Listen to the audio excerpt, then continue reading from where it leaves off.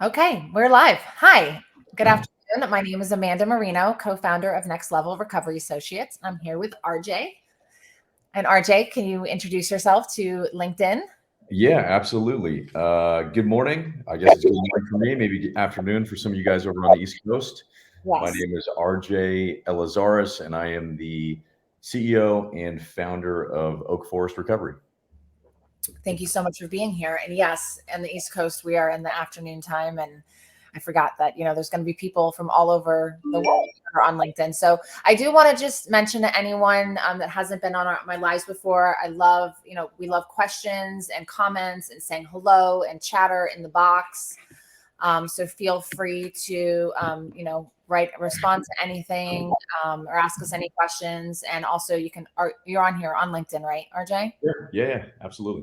You can follow, you're tagged in this post, so you can follow RJ and his program. So, okay, so I don't know RJ too well. Most of the guests I've had on here, I know really well. So it's fun to have someone that's like new that I really get to some of the people when I ask them questions, I know a lot of the answers already. So who I actually don't. So RJ and I were both at the ITCC conference in Vero, I guess in October, and just had a cool vibe. He was not like, RJ, I'm talking to you. So you were not like all up in the mix. You kind of like kept to yourself, but yet we're part of. And like, I noticed that, I said something about like not loving big conferences, and you were like, oh yeah, me neither. And I was like, oh yeah. Yeah, actually, you know what? I gotta interrupt you because I would just gotta say that I really appreciated how you noticed that I was, kind of keeping to myself and really made a point to come up and say hi. So, that was Yeah, you were just yourself, and that was what drew me to you. Um, and then I've started to connect with you on social media, and I'm like, wow, we're kind of like on the same vibe. I feel like like we're doing, we're how old are you? Do you mind me asking? I'm 35. Okay, so you're a little younger than me, but we're on the same vibe as far as like, kind of we're the new age, right? We're the next generation of this stuff. And like, the way we market ourselves, the way we put ourselves out there is different than than owners and case management companies in the past. So tell me what, like, just tell me like a little bit of your background, not doesn't have to be your like, your story per se, but just kind of like what got you to like follow your dreams and building Yeah. the community you've built. Yeah, totally. And you know what? And I was thinking about it. I was on my morning run this morning. Actually, when you texted me earlier, and you were like, "Hey, we got the Zoom today," and I was like, "Oh yeah." And I was thinking about on my run, and I was thinking about leadership and community, and my story has so much to do with, I think, kind of the highlights of what we maybe want to talk about today. And I'll give you some of the major bullet points, which was, I grew up in Southern California, grew up in like a pretty normal middle class, upper class family, had a normal upbringing. Parents got divorced at 7, had step families. And I was a pretty good kid up until about 15 and a half, and I got my driver's license, right? And started smoking weed for the first time, Mm, right? 15 and a half, got my driver's license, get some freedom. I'm just going to smoke a little bit of weed. All my friends are doing it, and it started out just super fun, right? Like high school days, we're driving around, we're eating ice cream, we're like, maybe stealing some alcohol from Vaughn's. right, right. And then you fast forward, a few years from 15 to 18, and I've been kicked out of 3 high schools. I'm like the local drug dealer. I'm all gas, no brakes, right out the gate.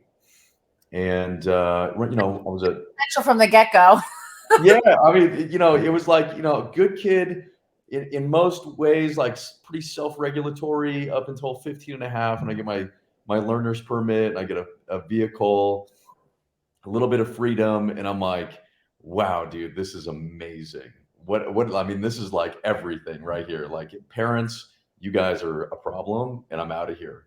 Wow. And I'll figure it out. And so that's what I did. And you fast forward, and there's RJ at 18, 19, and 20, and I've gotten a DUI, and I've totaled cars, and I'm kicked out of schools, and I'm getting robbed, and it's like, it's dark, and I'm strung out on heroin, right? It's, how did that happen? And and I was that kid that, I remember I had a friend who had some Oxycontin. Oxy was the first thing I tried.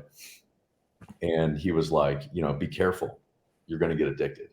And I'm like, dude, come on, addicted? Like, who gets addicted? Like, that's in movies, man. Come on. And before you know it, like 2 weeks later, I'm trying to stop. I can't. I'm getting physically ill.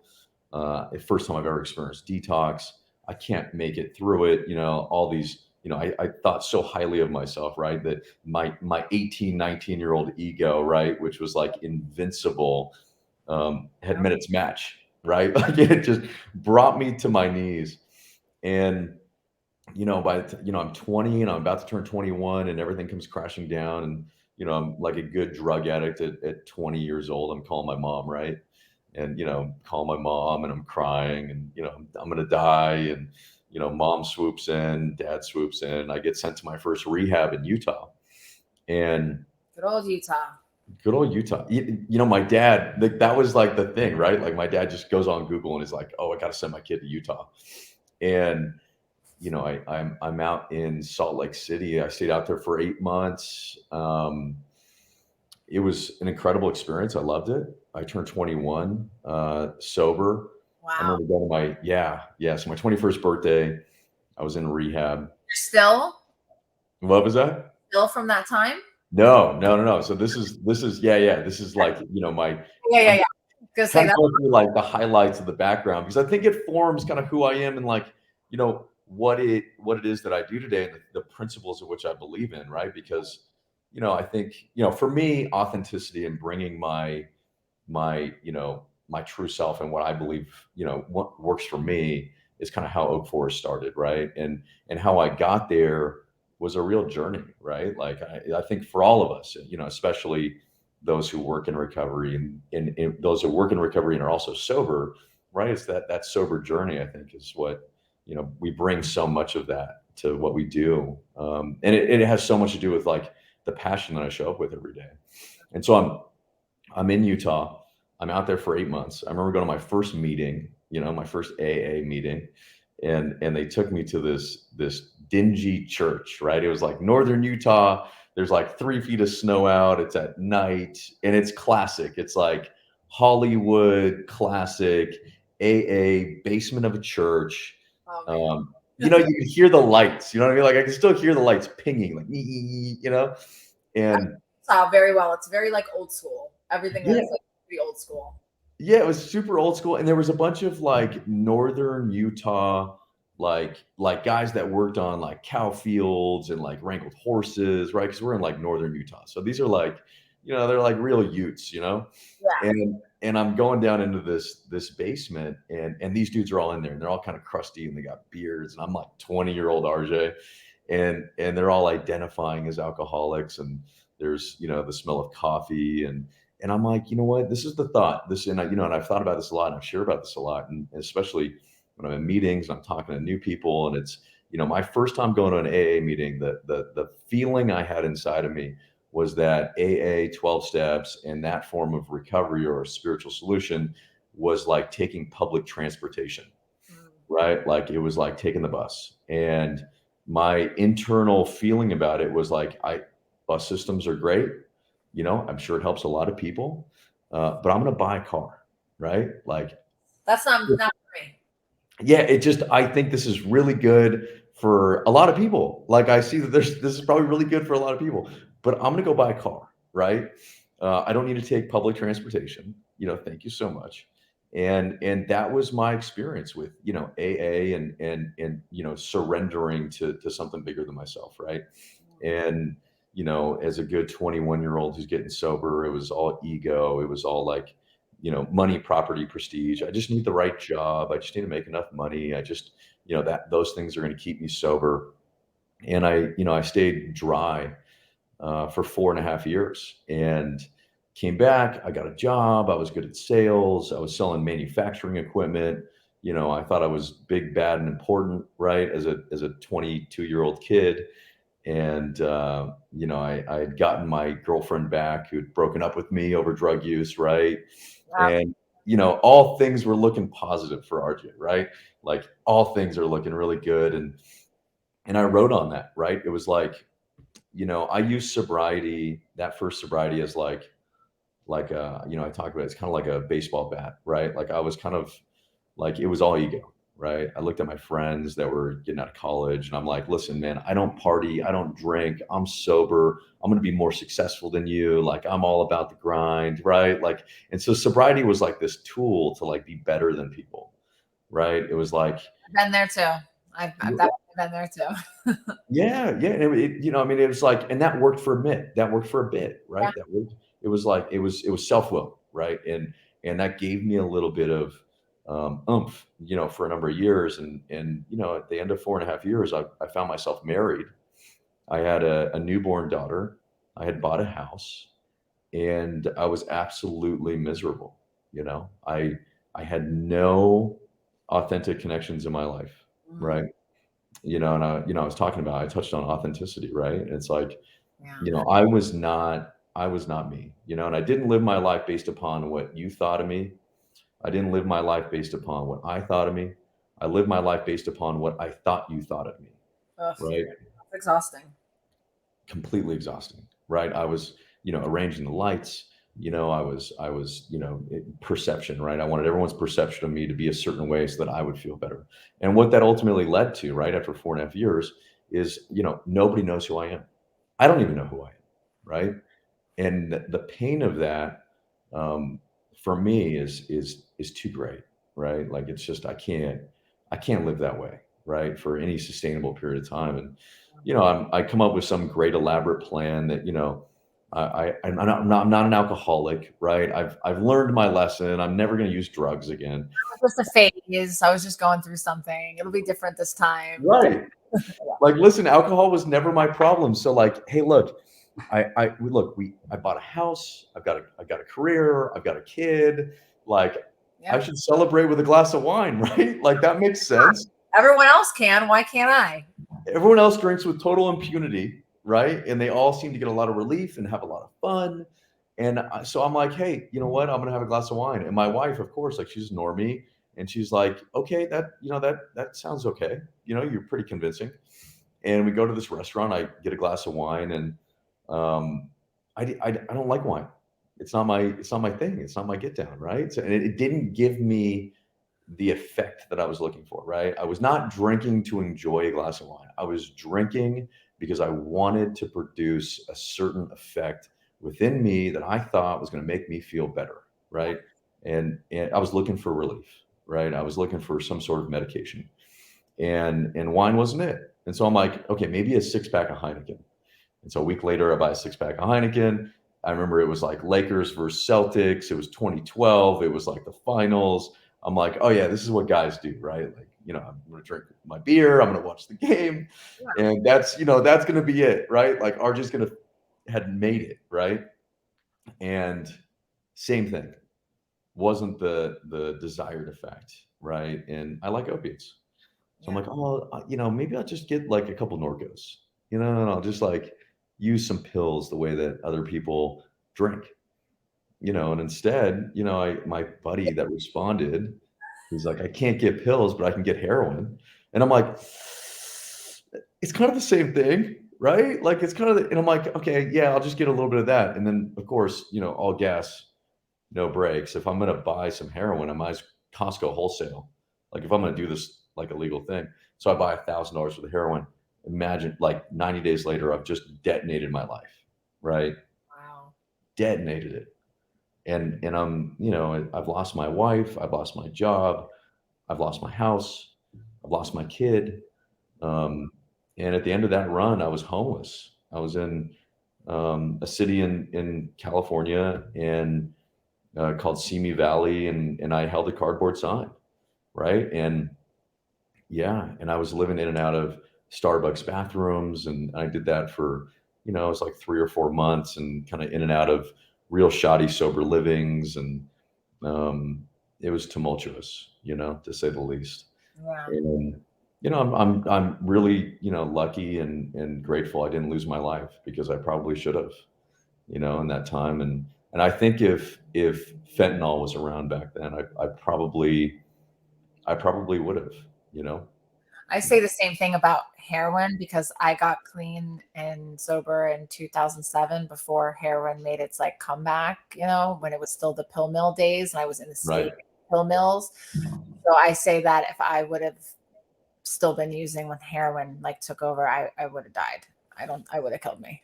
Totally, totally, and it's like, it's incredible. I think what we're seeing today with fentanyl. I mean, I've never thought I'd be at a point where I'm like, man, I hope they're using heroin and not fentanyl, Yeah, right? it's Like, really messed up. it's wild. And so, anyways, I get pulled off the streets. Someone that owned a sober living pulled me off and threw me in, threw me on a couch, and um, they're like, "You're going to get a sponsor. You're going to do the work like your life depends upon it, and you're going to sponsor other guys." And I'm like, "Yes, sir." Right? I'm like super desperate. I'm like really willing. Like my whole life is Were you dead. Captain Recovery? What was it? You Captain Recovery? Wait. Say that again. Captain Recovery. Correct. That's what I mean. I was like, yo, I'm saluting. We went to 3 meetings a day. I'm like drinking the AA coffee Kool-Aid, right? Like I'm all about it. Yeah. And there's the incredible recuperative powers of the ego, right? And I know for this alcoholic, right? It's like there's a it's I'm like it's ticking, right? Like I only have so much time where I'm super willing, and then that window closes. Mm-hmm. And I stayed there for 90 days. I got to my 4-step. I got to the end of my 4-step. I'm about to do my 5th step, and I'm like, I get this bright idea, right? I'm like, I've got an ex-wife and I've got a kid out there, and I need to hire an attorney, and so that means I got to make some money. And once again, the job and making money and these things became much more important, right? And I'm like, look, I'm going to call my sponsor. I'm still going to do my step work. I'm still going to do these things, but I've got some important things I got to take care of. Right. And this hitting my knees and praying and stuff. Like, listen, I'm going to do it. I'm going to do it, but I also got to go make money.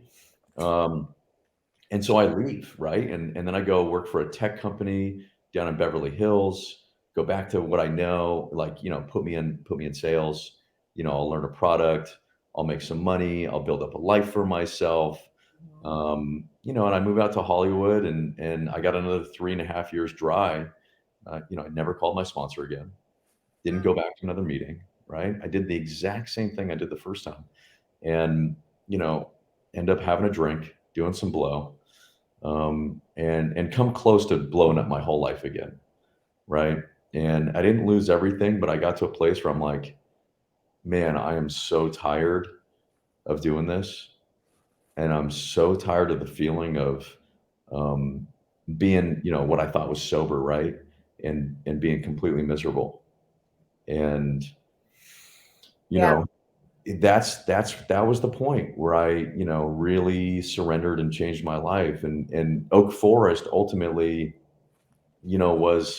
was a product of that, right? So I didn't actually even have an intention of starting a recovery center. That wasn't even the intention. Like I wound up doing this pretty much by accident, right? And what that looked like was I was like, I'm done working in tech. I'm done doing sales. I'm Right. done living this whole way of life I've been living. I'm moving back to my hometown, which is in Westlake Village, which is where Oak Forest is. And I was like, you know what? I'm going to go get a sponsor. I'm going to go to meetings. I'm going to do the work like my life depends upon it. And I'm going to flip houses. So I'm like, I'm just going to find an old rundown house. I'm going to move into it. I'm going to hire a contractor. And I figured, like, okay, this is going to allow me to just get up at 5 a.m, go to my morning meeting, go to the gym, and just live this like life of super low responsibility and Yes. just doing the work, right? Like Yeah. that was it. Like that was and that's what I did. And I got through the work in like 90 days, right? 10, 11, 12. I got a sponsee on like my 91st day. I was sharing every day. I was like the guy that just had his hand up every day. It was like a full-time job. I'm like, you're going to treat AA like you've treated any other job you've ever had. And then I was really captain AA, right? I was like coffee, I was greeter, I was like secretary. I like did every commitment. Like 1 to 3 years. Like there's a certain energy you get. I Right. also did not intend on coming into this field. Like I was like my first 4 years, I was like, no way. There's no way I want to work in that. I got a lot of work myself to do, Right. So this was a kind of accidental too. I almost feel like, I look at it and I don't know a lot of people, professionally. I've started to meet a lot more people professionally in this space, the last number of years.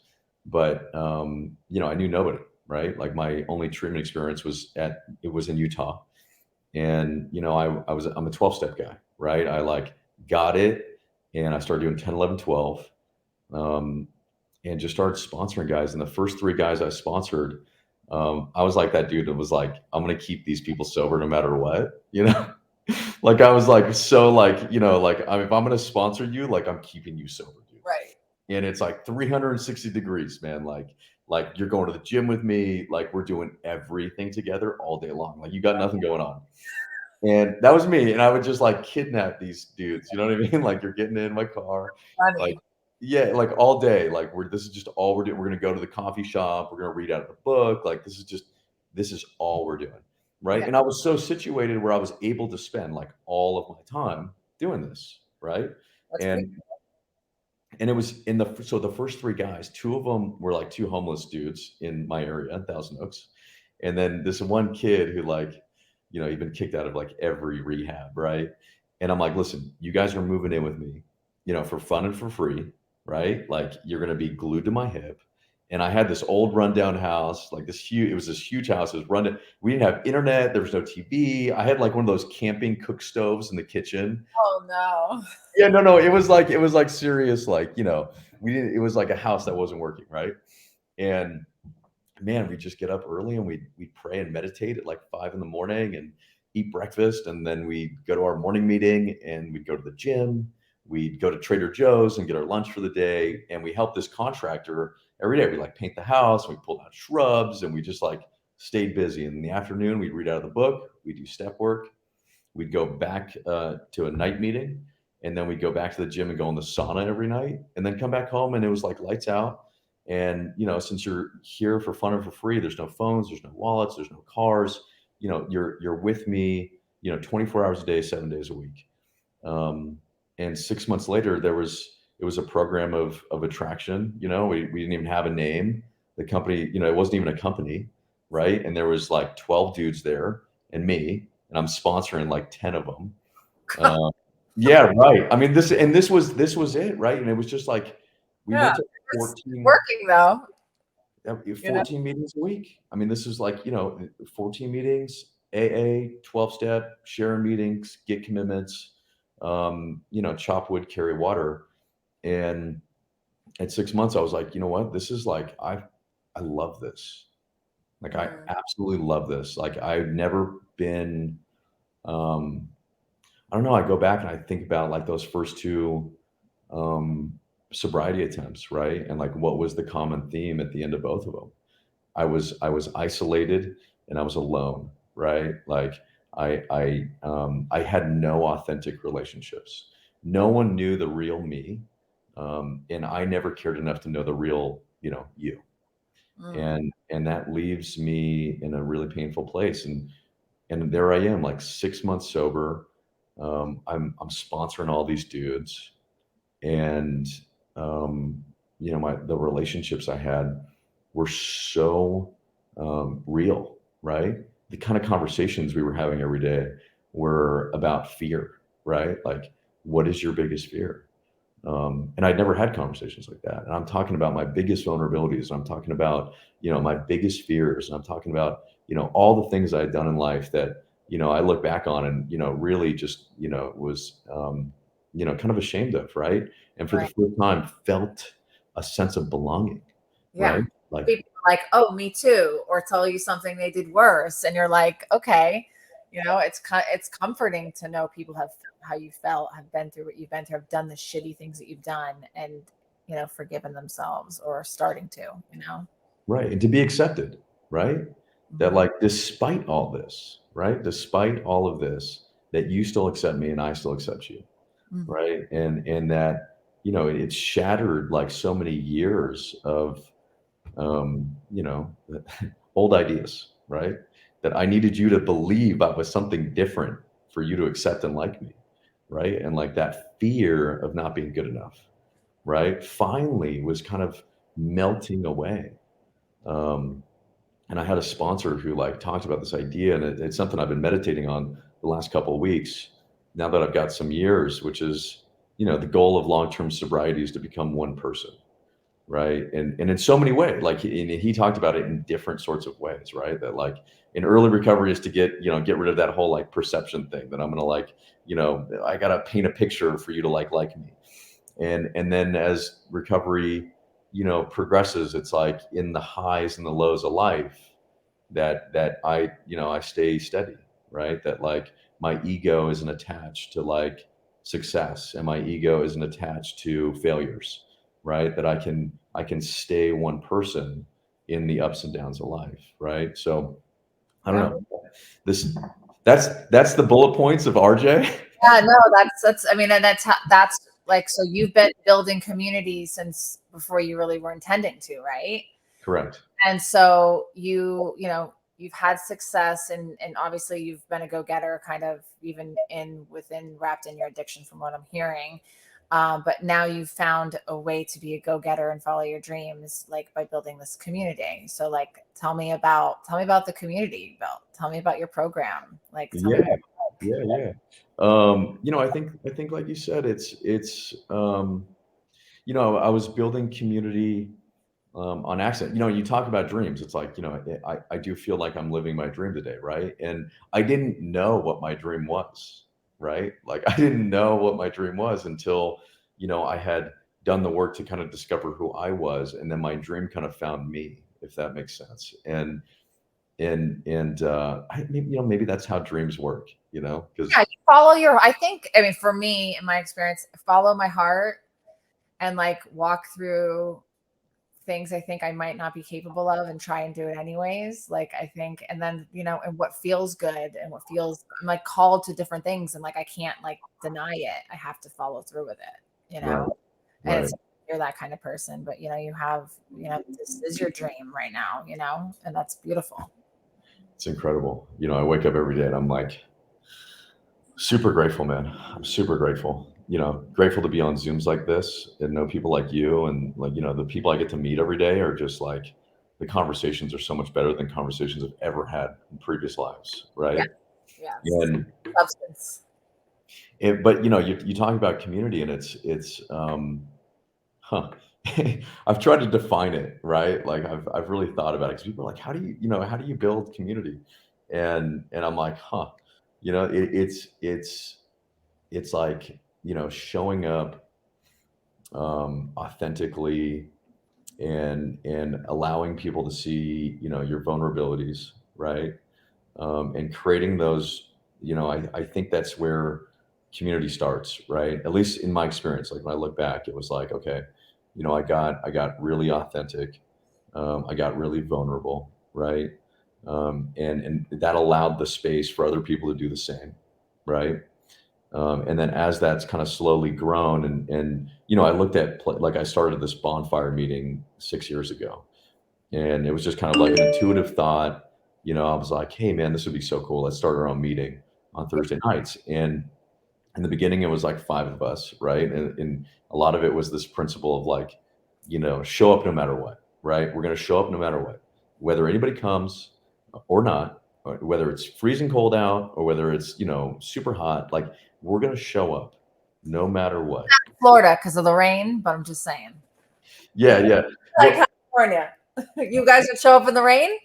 yeah, 100%. 100. We would go in the garage. Oh, It was no matter what, like no matter what, like we were holding this, we were doing this. I right. don't care if it's just me by myself or if it's just two of us, and we held to that, and we did it every day. And um, 6 years later, we regularly get like 200 plus people that show up on Thursday nights. Wild. Yeah, and it's so cool. It's like, What's that like? 200 people at a meeting and a bonfire. This would be so cool. man, it's so cool. I'll send you like a little picture I've taken from the background. I Yeah. mean, it is like, I don't know, man. I look at it and I'm like, this is it. Like this is, when you live in, the principles, and you get up and you just continue to try to do the right thing for the right reasons every day. things just seem to grow, right? And it's kind of beyond, my control, right? It's something bigger, right? And community is something bigger, and community becomes something that lives on its own, right? And community, I don't think has any one leader, right? There is no one leader. It's this idea of shared leadership.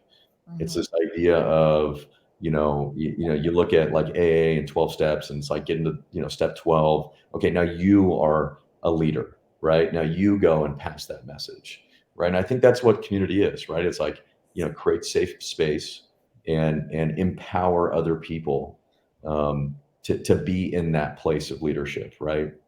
And that kind of spreads, and it takes time, and it's, you watch that over time, and there you have to be rid of any sort of profit motive in that. You have to be rid of, kind of the normal constructs of ways of how you can maybe profit from it, or use it into some way. It's got to benefit the whole. Like, the whole has got to come before the individual. Definitely. I think a important part, which I'm sure you believe too, is like you want to encourage, like in the mentorship role, you want to encourage and lead others to lead, but you also want to continue to be led, right? Right. Like I feel like I'm in this space professionally. Like Casey and I talk about this often. Like, like when you're in the kind of position that like I'm in the field where, I have a decade in the industry, so I have a lot to offer, right? I have 16 years in recovery. I have a lot to offer, but I still have to get fed, right? I still have mentors, and in the professional space, I still have a sponsor, I still have therapists, I still like the people that feed me. So I think a lot of people where they go wrong with that whole thing is they just become the top and they don't still get fed themselves. And that's where you get lost. Totally. Totally. Yeah. It's like, the incredible recuperative powers of the ego, right? And it's like, and as we get more time sober, and as, things grow or success comes, how am I keeping that ego, in check, right? And for me, right, it's like, I still have my sponsor. My sponsor has a sponsor. I have my therapist. I have my breathwork teacher, right? I have all my people that are way further down the road, that are constantly, keeping me back on the beam, right? Reminding me of what the principles are, reminding me of, really who I am and why I'm here, right? And that I am just a small piece in what is a much bigger puzzle. Yeah. And if I get confused about that, that's when my life gets, really small, really quick. How old is your daughter now? She is 10. 10. Okay, so is mine. Really? Yeah, What's your, my what's your little daughter's name? Scarlett. Scarlett. My daughter's Hayden. Hayden. Oh, that's cute. Does she live by you now, and do you have a good relationship and stuff with her? And Yeah, yeah. So we've worked on it quite a lot, right? I was, kind of not there for the first, God, like 2.5 years, as I was out there and really not paying attention to anything in my life. But she lives in Idaho now. She moved out to Idaho right before COVID. So I'll go out there and visit her. We do FaceTimes. And I've really kind of taken this, approach of like, hey, I'm your dad and I love you. And anytime you want to come out, you just tell me. And, we've kind of, mended a lot of, the absence that was there in the early days. So, yeah, I mean, I'm fortunate too that with my son, I have a 17-year-old son who I will have an 18-year-old this year. I just had to think about that. I was like, what the hell? That's so crazy. But anyways, so he was 18 months old when I got clean and sober. So I did some damage, and it took time to repair. And I was so guilty. I was so not present. I was physically there, but I was so not present. And he didn't, like, when he cried for years, he didn't want me. He wanted somebody else. right, right. We're like this, me and my kids. So it's beautiful what the recovery journey can bring healing in families, especially. When you stop when they're young. Right, right. Well, and it's consistency, right? It's Yeah. showing up consistently, and more and more. Like, again, it's like being authentic and doing the right thing. Yeah, that's cool. Congrats. Yeah, yeah, it's pretty cool. And my son's a good kid. Like, he's a good teenager. I went through so much by the time I mean, man, I can't imagine if my daughter is anything like me. Like, she's 10, right? So it's like I was good until I was like 15. well, And then, you know, Ted can be a little sass. I mean, they can have a little sass. oh My yeah, oh 10-year-old yeah. Yeah, she's awesome, but she's got a strong personality for 10. I'm like, I can't believe you're only 10. But yeah, it's but the one thing I just promised myself with my kids, like, listen, they're gonna get messed up somehow. I'm gonna do something that might send them to therapy, or probably will, but it's not gonna be childhood trauma. It's not gonna be a house full of alcoholism. It's not gonna be physical and sexual abuse, like all the things that I experienced and endured. Like my kids have, like, they know they're safe and loved and heard and seen with me, and that's like the most important. So It is. yeah. So Awesome. what does a day look like at your program? Like, what is it like? Okay. I'll walk you through. I'll walk you through a Monday, which Monday through Friday pretty much all look the same. There's little differences, but um, it's all still exactly the same as the very earliest days of when I brought those three dudes in that I was sponsoring at the house. Everyone's up at 6 a.m., right? We're all leaving the house by 6:30. We're going to the same 7 a.m. That's my home group. It's out here in Thousand Oaks. So that's everybody in the system, right? After that, we go directly to the gym, just like we used to. The same gym. It's Gold's Gym, the same gym that I went to like all those years ago.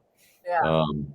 Which I know everybody that works there, right? And they've like watched this grow over, like, like here in this local community, like so many of these organizations have watched this, right? So we all go to Gold's. We work out until about 10. Our clients that are in, PHP or IOP with us go directly from the gym over to our treatment center. And then it's clinical from 10:30 until 3:30 with Okay. lunch in between. Okay. We get back to the house usually about like 3:45. It's down the street. After they clean up, do their chores at the treatment center. You get a little bit of free time, right? So you got like from 4 to 5:30 of free time. Usually it's like, do some step work or you can relax for a little bit. We do dinner. So everyone rotates on different nights of they're responsible for dinner. Um, and then we do a night meeting. So Monday, Tuesday, Wednesday are our gender specific meetings. Men, all the guys go to the guys meetings, girls go to the girls meetings. And then Thursday night is our big bonfire meeting, Yeah. right? And then Friday night we do a game night. So we've got our main property. It's the one night where we don't go to a meeting and we do a big game night, right? So it's like, I think they were doing karaoke or like fishbowl last Friday, which turns into like a huge event because we've got like, there's anywhere from 40 to 50 clients across 5 houses in Westlake, and so we all meet at our main property. So this turns into like a big party, right?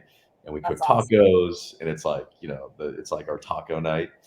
Um, and then weekends we're sleeping. Saturday we always do an activity, right? So last Saturday we went on a hike down in Malibu, and then Saturday night we go to our local.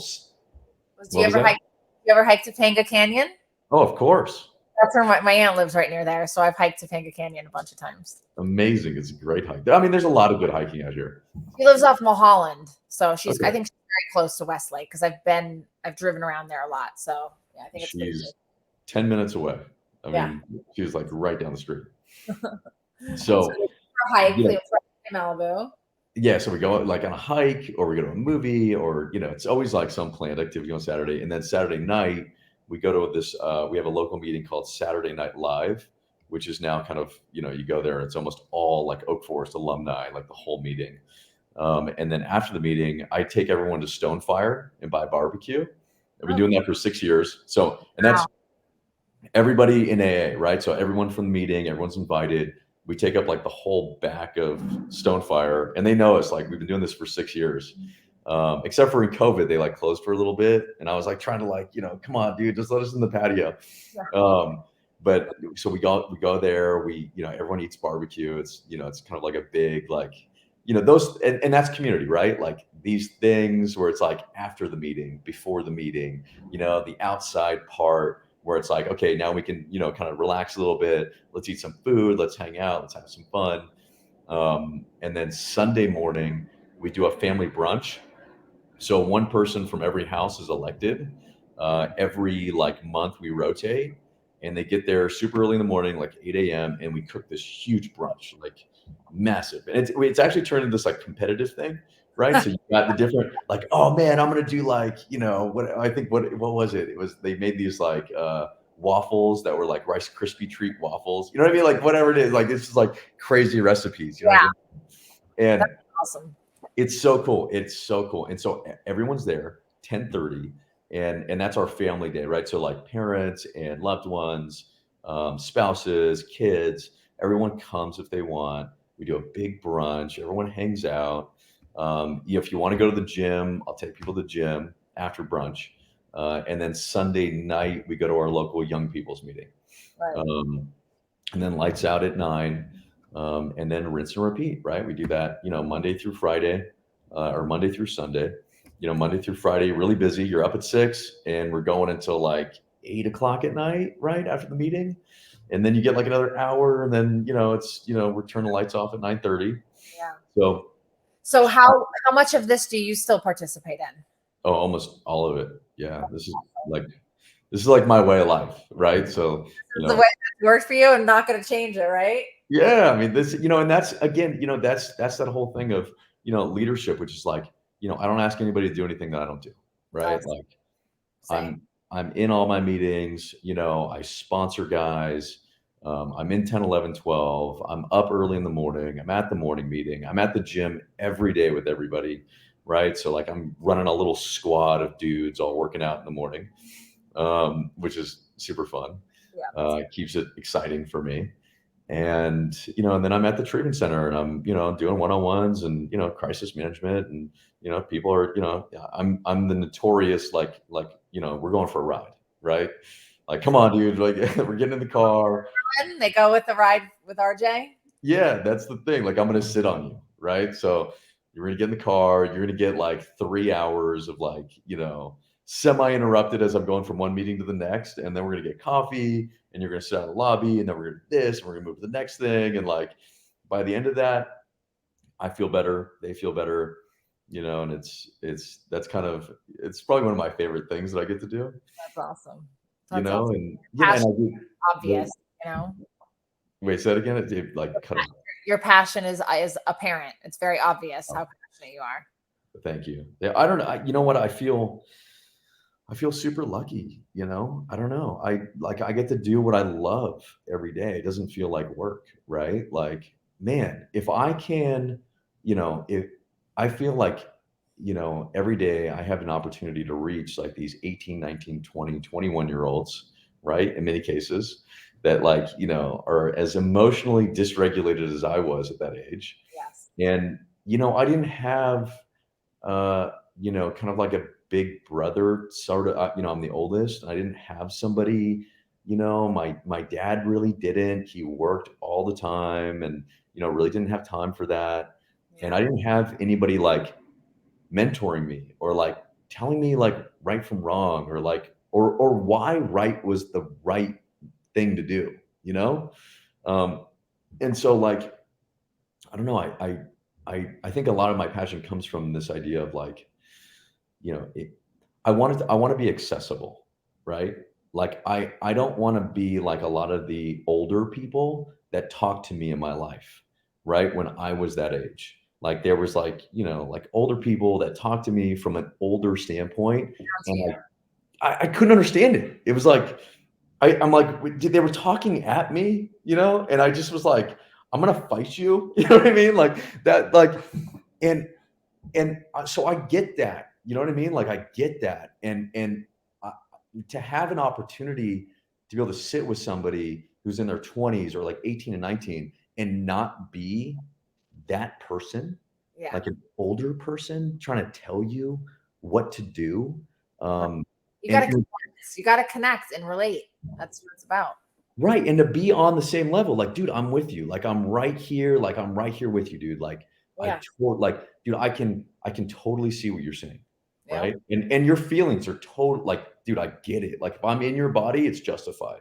And I feel it. And let me walk you through some stories of like when I did the exact same thing. And now let me walk you through the results, right? Like, where does it actually lead me to? So I don't know. That is, how does that work? You know what I mean? Like, how is that? It's so much fun, like I love doing that. Yeah. You're very fortunate. I'm very fortunate because we're on a platform, LinkedIn, and I know that there's many people out there every day doing what they hate and Right. not doing what they hate going, like they dread Mondays, they scream cry for the weekends, the weekend go-tos, and they're living what like we're told to kind of do. We're told to like, work to live, and that's like it. And it's not about that. You know what I mean? So like I think there's a message out there for anyone that's watching that you don't have to stay stuck in what you're doing. There you have options, like Right. like not that long ago I lived in the ghetto as a single mom and had like lived on food stamps, and now this year like I bought a house and I have a company, and like all these things are possible. Like anything is possible for anyone, recovery or not. You just have to like make a plan and follow your heart and go for it, and don't stay in anything that makes you unhappy in life, Right. a relationship, a job, anything, it's Right. too Right. And like, and so much of it, like anything's possible if you're also like willing to face being uncomfortable, right? Like that, yeah. I got to a place where I was like, you know what? I'm willing to face the uncomfortable. I'm willing to I'm willing to look it right in the eyes and walk through it and not try to find a shortcut and not try to, run away. And I was told this example, and I think it's so to what you're saying, right? About like, you're living in the ghetto, and on food stamps, right? And you're in this place, and it's like anything is possible, completely, right? And this guy in my life who I really love and respect, and he's got a lot more recovery than I do, and I kind of look at him as just like, he's like Buddha to me, right? And he would tell you he's not, right? Of course, Right. but he was like, life is full of like, you're 9 feet tall, right? And there's a 10-foot wall in front of you, right? And you can't see over it. You can't see around it. You can't hop over the wall. You can't go around the wall, and you can't tunnel underneath it. There's only one way. You got to go right through the wall, right? You got to go face first, and you got to run, and you got to go right through the wall. And when you get through that 10-foot wall, on the other side, you're now 10 feet tall. And then you're walking around and you're like, oh man, I'm 10 feet tall. And then there's an 11-foot wall, right? God, have And I gone through endless of those in my in my year, endless, and still do, on a regular basis, right. constantly. And that I think is like, that anything is possible, right? Is like when I am willing to, for me, right? And I'm, maybe, I'm sure you're probably the same, right? It's like, I have to have something bigger than me giving me the strength to do that, right? And I've got to find a way to access that, to get that needed power, right? So that I can walk through that 11-foot wall, and I can walk through that 12-foot wall and that 13-foot wall, right? Because I can't And do it alone. That's for damn sure. right, right. I need a parade of people. I need a parade of people that know that I'm scared, right? Like that 13-foot wall is impossible. There's no way. I'm scared. Yeah. And I think that's that same idea, right? Like vulnerability and authenticity, right? Like and I never wanted to admit that previously, right? And today, like it's the first thing I want to do. I'm like, guys, I'm really scared. Like I'm totally scared about this. I haven't, it's not, I do remember a time when I would, sit in meetings or even be around people that were really comfortable with themselves and like very vulnerable and open. And I was like, so like closed and guarded and did not have the capacity to be vulnerable. And I used to wish for this like authenticity and vulnerability that I have today. But the becoming of it was so painful. Like now I feel like it's like I finally just like accepted it at this point. But the process of unraveling all that and then like having no choice in the matter, being like, well, this is it. Like I asked for it and I got it, and this is it. And I just got to figure out like how to be okay, with this, because it can be intense in moments, I Totally. feel on such a deep level all the time. Yeah, right. Right. It's like we're Absolutely. taught recovery to like, when they were taught to find solutions, right? So they teach us like, you do this happens, you do this solution, it goes away. Well, what about when there's no solution? What about when you just have to sit with it? And that Yeah. has happened to me way more in the past few years than ever. Like Mm, sit through it and like, yeah, take actions and do actionable things, but there is no actual solution. That right. was well, I was like, I became a solution seeker. Like that's what y'all taught me to do. And then now you're telling me to sit still. Like, Yeah. Yeah. Sit on your hands, don't react, and just continue to do the right thing. Yeah. Yeah. In the face of, extreme discomfort, right? Totally. Totally. Mm. Well, thank you so much is there anything else that you would like to say? And also let people know how they can find you and where they can find, just everything about you. Yeah. God, what else to say? I super grateful. Thank you for having me on here. Yeah. I'm glad that you asked. I'm glad that I think in the beginning of this, what I said was, and I kind of interrupted you, which was, you kind of found me, I'm like a small fish in a big pond of this, recovery world. And I'm like at an event and I'm sitting there and I'm like, I don't know anybody. And I don't, I don't know what to say. I'm supposed to self promote. Like that's super weird for me. And you came up and introduced yourself and said hi. You probably saw that I was like sitting there like kind of feel like a fish out of water here, and I appreciated that, and the fact that you have kind of followed up and reached out and wanted to maintain a certain level of relationship and inviting me on here means a lot. I really appreciate that. So Absolutely. I feel like we're divinely connected with who we are, you know what I mean, and guided. And I trust that. So yeah, I definitely want like, especially when I saw how you like market your company and all that, I was like, oh God, they're a lot like us. Like they're, they do a lot of video things. They do, we're very, new age, cutting edge kind of stuff. right. I guess that's what, and for treatment field, for every Right. other like normal. But yeah, no, I just was just definitely super drawn to you and definitely wanted to get to know you better and I think the world of Katrina. So Awesome. so yeah, thank you. Yeah, and then to again, it's Oak Forest Recovery. We're on Instagram. We have a website, Facebook. You can find me on LinkedIn, RJ Elizarraz. And yeah, if anyone has any questions, feel free to call. What is that last name? What is the ethnicity? So it's Spanish. It's Spain. it's actually Basque, right? So it's in Basque in Spain, and it used to be actually Elizarraz. Used to be Arrarraz, and my grandfather was like, "This is ridiculous," and he like chopped it down, right, and like changed it, and he was like an old Korean War vet, and he was just a phenomenally interesting guy, and so. Yeah, try to say your name. I would have to hear it a few times before I would even try to butcher it. That is the story of my whole life, right? every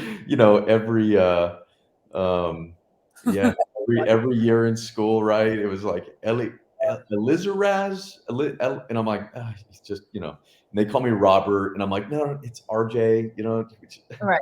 and then everyone would start calling me Elizard and Robert, and I'm like, oh my god, dude, it's Elizarraz. Yeah, torture. Well, thank you so much. I will come back onto LinkedIn and put your website and stuff like that. But thank you so much for your time and energy today. And I do plan making a trip to LA in the near future, and I would definitely come see you guys. Awesome. Yeah, I got to come see my aunt and see a few people. So that'd be rad. Love to have you out. All right. Thanks, everyone, for tuning in. Have a great day, RJ. Thank you. It's done.